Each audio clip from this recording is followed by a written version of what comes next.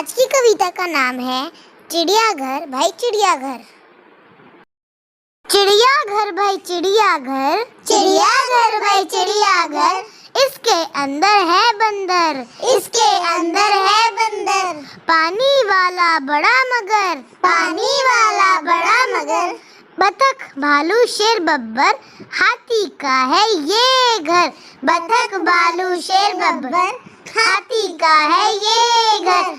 चिड़ियाघर भाई चिड़ियाघर, चिड़ियाघर भाई चिड़ियाघर, चिड़ियाघर भाई चिड़ियाघर, चिड़ियाघर भाई चिड़ियाघर। जंगली बिल्ली है किधर, जंगली बिल्ली है किधर।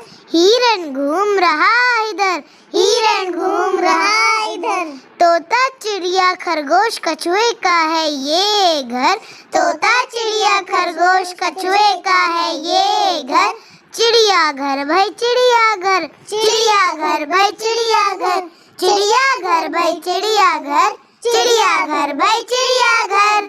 यहाँ प्यारे बच्चों, आज की सीख है कि आप जब कभी भी चिड़ियाघर जाएं तो जानवरों को परेशान किए बिना उन्हें दूर से ही देखना, और हाँ, लाइक करना ना भूलना, सब्सक्राइब भी करना।